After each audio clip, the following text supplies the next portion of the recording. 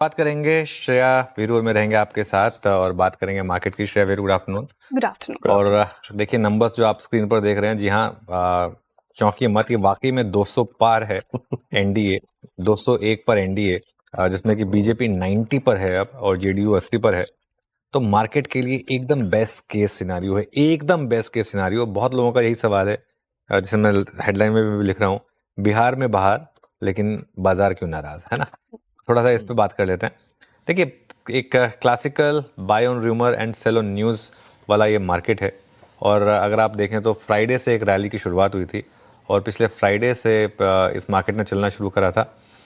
और फ्राइडे भागे हम, मंडे नीचे से अच्छी रिकवरी आई, ट्यूसडे को एक वन वे रैली हुई मार्केट में, कल भी 3 बजे तक बड़ी रैली हुई, फिर हम फिसले। आज अब हम डे लो पर हैं। तो ठीक है, बाजार ने एनडीए की जीत को एग्जिट पोल के साथ पूरा बचा लिया था, अब वो थोड़ा सा एक नीचे आ रहा है। प्लस इसमें एक चीज़ जोड़ दीजिए आप, ग्लोबल क्यूज की। कल यूएस मार्केट में बड़ी वाली गिरावट हुई है और भयानक वाली गिरावट हुई है, खासतौर से नैस्डैक में। कहीं ना कहीं मार्केट को एक रिस्क ये लग रहा है कि कहीं ग्लोबल मार्केट में तो बड़ी करेक्शन नहीं शुरुआत नहीं होगी। अब ये थोड़ा सा अनफॉर्चुनेट है कि जब तक ग्लोबल मार्केट चल रहे थे हम अपने कारणों से गिरते थे, जब ग्लोबल मार्केट गिरे तो हम गिर गए। खैर कोई बात नहीं, फिर भी अगर आप देखें इंडिविजुअल स्टॉक्स, यहाँ पर शानदार मोमेंटम है। और आपको एक एग्जांपल देता हूँ, वैसे कई एग्जांपल है, जैसे मुथूट फाइनेंस। देखिए आज अभी भी हीरो ऑफ द डे 10% के करीब गेंस के साथ, इवन इस वीक मार्केट में भी अगर आप देखें तो शानदार रैली के साथ ट्रेड कर रहा है और करीब करीब 9.5-10% ऊपर है। तो ठीक है, कोई दिक्कत नहीं मार्केट में। Share, very good afternoon. Good afternoon. कोई दिक्कत नहीं लग रही है आपको मार्केट में फिलहाल, लेकिन थोड़ा हाई साइड से फिसला। और जैसा कि आप बात कर रहे थे, बिहार में एनडीए प्रचंड जीत की ओर बढ़ती हुई, लेकिन बड़ा सवाल और सभी का सवाल यही कि अहाँ बिहार के वर्डिक्ट केना देख रहे छिए और आप मार्केट पर व्यू अहाँ के की हेतै। ओके, चलिए। तो अगर समझ पाए सर आप? मैं समझ गया आपकी बात। आपने थोड़ा सा ये मैथिली में ये पूछा है कि अब बिहार की जीत को कैसे देखेगा मार्केट। बिहार को की वर्डिक्ट को आप कैसे देख रहे हैं, साथ ही अब आपका मार्केट पर व्यू क्या है? देखिए बिहार का प्रोडक्ट अच्छा है और बाजार ठीक अच्छी निफ्टी जल्दी नव ऊंचाई क्या पे पहुंचेगी जी, पे पहुंचेगा, जो भी है ना। तो ठीक है, जल्द नई ऊंचाई अभी जाए तो एक दिन के रिएक्शन पे मत जाइए श्रेया। हाँ वीरो, कुछ कह रहे हैं? नहीं, मैं सुन रहा हूँ आप लोगों को। हाँ, आप लोगों को सुन रहा हूँ, मैं मजे ले रहा हूँ, चिंता मत कीजिए। देखिए आजकल एआई का जमाना है, जितने देर में श्रेया ने पूछा मैंने फटाफट एआई से पूछ लिया, तो मुझे जवाब मिल गया उसका, इसके लिए ठीक है ना। तो पर एक श्रेया से अनुरोध है, जब कहीं बिहार को स्थापित करना हो थोड़ा सा, उस वक्त आप पूर्विया को यूज कीजिए, वो अगले को समझ में भी आएगी, है ना। वो अगले को समझ में भी आएगी। लैंग्वेजेस हैं भोजपुरी, मैथिली, मगही, बज्रिका, और मैथिली और भोजपुरी ज्यादा बोली जाती है। मेरी मदर टंग सर मैथिली है, इसलिए मैं उसी में कंफर्टेबल, वरना तो लैंग्वेजेस बहुत है सर। कोई बात नहीं, ठीक है। खैर अब उस लैंग्वेज पर आते हैं जिसमें मैं कंफर्टेबल हूँ और हम हिंदी में बात करते हैं। तो देखिए एक दिन के रिएक्शन पर मत जाइए मार्केट में, लेकिन एक चीज समझिए इस चीज को, ये मैसिव पॉजिटिव है। हम सब लोग ना बहुत ज्यादा विचलित हो जाते हैं कई बार एक एक घंटे के रिएक्शन से, आधे आधे घंटे के रिएक्शन से, क्या हो गया मार्केट में। ये ऐसे नहीं होता है। इस चीज को समझना होगा लोगों को। एक जो पॉलिटिकल स्टेबिलिटी है उस पर एक मोहर लग गई है अब। वैसे तो खैर जैसे कई बार वैलिडेशन की जरूरत नहीं होती है। और एक चीज बहुत क्लियर होती जा रही है कि अब जो देश में एक तरीके से एक सेंटर पर अब एक बीजेपी का एक, जैसे कहते हैं ना कि एक तरीके से एक वर्चस्व हो चुका है। और कहीं ना कहीं एक कंटिन्यूएशन जो बाजार को पसंद आता है श्रेया। देखिए अब आपकी इस चीज को लेकर आर्गुमेंट हो सकती है कि आप मतलब कोई बीजेपी को पसंद करेगा, कोई बीजेपी को नहीं पसंद करेगा। हम उसमें नहीं जा रहे हैं, हम किसी के पॉलिटिकल प्रेफरेंस में नहीं जा रहे हैं। From the market point of view क्या इंपॉर्टेंट है? Market point of view, market को करंट जो इनकम्बेंट है वो पसंद है और मार्केट को उनकी पॉलिसीज पसंद है। मार्केट के हिसाब से जाएंगे हम।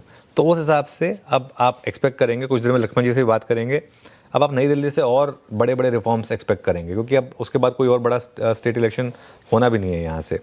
तो इसके लिए तो बाजार में बने रहें और हर गिरावट पर बेसिकली अब आप ऐड करें अपनी पोजीशंस को। हाँ ये जरूर है कि एक रिविजिट करेंगे, अगर ये गिरावट बढ़ती गई 25,500 25,600 के भी नीचे चलेगा जहाँ से रैली की शुरुआत हुई थी, तब हम रिविजिट करेंगे, क्योंकि तब हो सकता है कि ये मार्केट की गिरावट जरूरी नहीं है कि आप उसको सिर्फ बिहार से जोड़कर देखें, उसके अलावा और फैक्टर्स हो सकते हैं। जैसे अब आज ग्लोबल क्यूज का तड़का एकदम से आ गया, हमें पता नहीं था कि इस तरीके से यूएस मार्केट इतना गिर जाएगा। अब अगर वो वाकई में वहां पर एआई वाला मामला जो है वो फंसेगा और अगर नैस्डैक यहाँ से 1000 पॉइंट गिर गया तो फिर all bets are off in that case. हमारी मार्केट भी गिरेगी, हो सकता है कम गिरे हमारी मार्केट, लेकिन हमारी मार्केट भी इन दैट केस गिरेगी।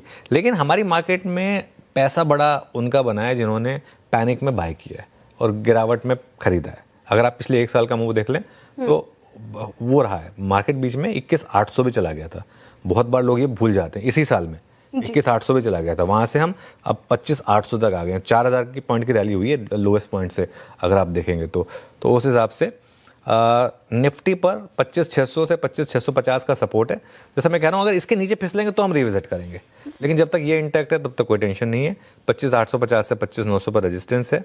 बैंक निफ्टी की जहाँ तक बात है, 57,500 से 57,800 तक की कोई भी अगर आपको डिक्लाइन मिले तो उसमें आप मेरे ख्याल से बाय करें, क्योंकि ट्रेंड जो है वो 57,500 के शायद नीचे ही फिसलेगा अब तक।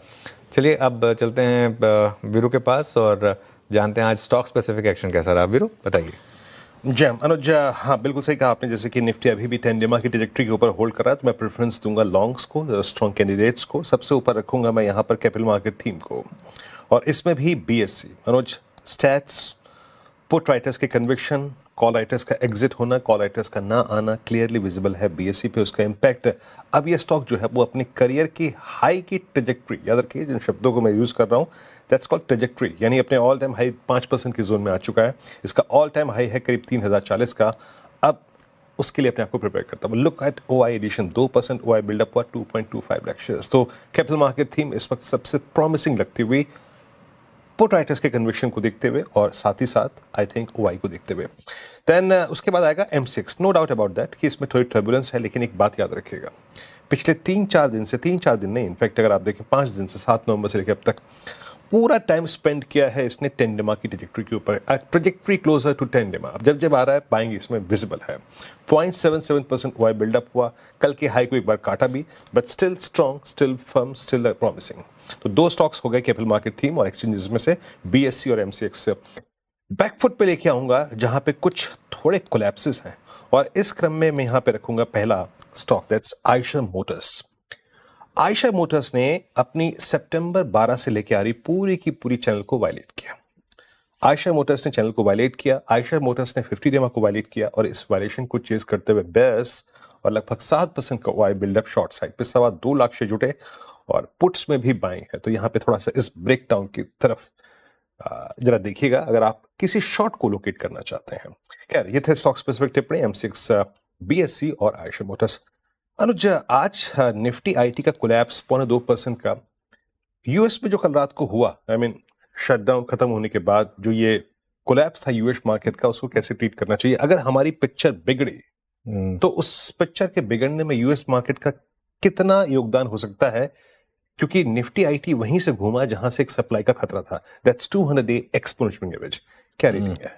नहीं, बिल्कुल वीरो, बिल्कुल सही कहा आपने। और क्योंकि देखिए क्या हुआ ना, मैं आपको बताऊं और ये आउट ऑफ द ब्लू आया। कल नैस्डैक जो है 2.5% गिरा है। ऐसा नहीं कि छोटी मोटी गिरावट हुई। डाउ जोन्स 800 पॉइंट नीचे था, आपको याद ही होगा, और नैस्डैक 2.5% नीचे था। Further on top of that आज फ्यूचर्स कह रहे हैं कि 155 पॉइंट नैस्डैक और गिरेगा। तो आई थिंक ये मेरे ख्याल से एक इम्पॉर्टेंट हो सकता है कि बिहार का इलेक्शन जो है आज साइड शो बन चुका हो। एक्चुअली मार्केट ये जो रिएक्शन दे रहा है ये सुबह ही आ जाता है, लेकिन सुबह क्योंकि हमारे पास एक थोड़ा सा पॉजिटिव फ्लेवर था बिहार का, इस वजह से मार्केट ने उसको इग्नोर किया। लेकिन अभी ये जो रिएक्शन है ये पूरा का पूरा ये यूएस मार्केट की वजह से है। उसमें एक और सेंस बन रही है आपकी कि हो सकता है कि 1-2 दिन इंडेक्स ना चले, लेकिन मिड कैप और स्मॉल कैप चले, ये भी पॉसिबिलिटी रहेगी। लेकिन मैं एक चीज़ हमेशा कहता हूँ कि हमारे ये जो आईटी स्टॉक्स हैं उनको नैस्डैक के साथ 1-to-1 आप कोरिलेट ना करें। आईटी स्टॉक्स पे मुझे लग रहा है कि अभी भी लोअर लेवल से स्कोप है, और अगले 2-3 दिन देखते हैं। वैसे भी देख लेते हैं ये रनिंग करेक्शन है यूएस में या फिर बाकी में कुछ रिवर्सल है यूएस मार्केट का, ये भी थोड़ा सा इंपॉर्टेंट होगा। चलिए आगे बढ़ते हैं और कार्यक्रम को आगे बढ़ाते हैं। श्रेया, बिल्कुल। आगे बढ़ते हैं, लेकिन उससे पहले मेरा सवाल आपसे 2 स्टॉक्स पे मैं पूछना चाहूँगी, वोल्टास और पीजी इलेक्ट्रोप्लास्ट। हम सुबह चर्चा भी कर रहे थे, काफ़ी ख़राब नंबर्स वोल्टास के स्पेशली, लेकिन देखिए 1.5% अप है। ऊपर से जब मार्केट थोड़ा हल्का भी हुआ फिर भी ये इन ग्रीन ट्रेड करता हुआ। क्या ऐसा भा रहा है स्ट्रीट को वोल्टास और पीजी इलेक्ट्रोप्लास्ट में? बिल्कुल, देखिए पहले पीजी की बात कर लेते हैं, उसके बाद वोल्टास की बात करूंगा। पीजी के केस में आज सुबह हमने बात की थी कि नंबर खराब है लेकिन डिजास्टर्स नहीं है और लोअर लेवल से रिकवरी भी आ सकती है। मुझे हैरानी नहीं होगी अगर लोअर लेवल से यहाँ रिकवरी भी आ जाए, क्योंकि अब मार्केट यहाँ से एक पीएलआई एक्सपेक्ट करेगा, प्लस अब सब कुछ खराब मेरे ख्याल से प्राइस में है, तो इसके लिए वो कोई टेंशन नहीं है। वोल्टास को लेकर मैं जरूर कहूंगा कि आज मैं थोड़ा वोल्टास को लेकर शायद हमारा एनालिसिस गलत रहा, क्योंकि मैं एक्सपेक्ट कर रहा था कि गैप डाउन खुलने के बाद इसमें और सेलिंग आ गई, लेकिन खैर एनीवे जो भी है रिकवरी आ गई। आई थिंक वो मार्केट शायद टाटा ग्रुप का स्टॉक है बियॉन्ड अ पॉइंट, और उसके बाद मार्केट को लग रहा है कि अब जीएसटी कट का एक इम्पैक्ट आगे दिखने लगेगा, लेकिन frankly if you ask me, ये थोड़ी सी इल फाउंडेड होप है। यहाँ से मुझे लग रहा है वापस आजकल वो वोल्टास में ब्रेक होगा आगे जाते हुए। उसका रीज़न बताता हूँ मैं आपको, क्योंकि अभी ये विंटर वाला क्वार्टर है, इसमें तो वैसे ही एसी नहीं बिकते, तो इसके लिए ये वाला क्वार्टर तो और ख़राब रहने वाला है।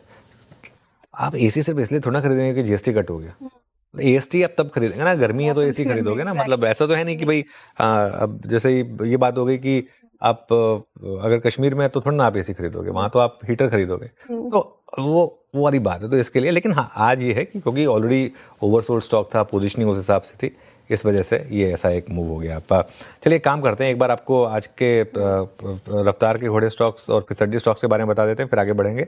सबसे पहले मुथूट फाइनेंस, शानदार नतीजे, और आज का ये आपका हीरो ऑफ द डे भी रहा, और आज सुबह बात भी हुई थी कि ये हीरो ऑफ द डे होगा। इसके अलावा आप देखें जुबिलेंट फूडवर्क, जोरदार नतीजे, आज का दूसरा बड़ा हीरो। आज सुबह हम बात भी कर रहे थे कि जुबिलेंट के भी नंबर्स काफ़ी अच्छे हैं, और भारत डायनामिक्स यहाँ पर भी अच्छे नतीजे, प्लस यहाँ पर पोजीशनिंग काफ़ी बेरिश थी, क्योंकि इससे पहले जो डिफेंस के नंबर्स आए थे वो खराब थे, तो मार्केट पहले ही पनिश कर चुका था इन सब स्टॉक्स को।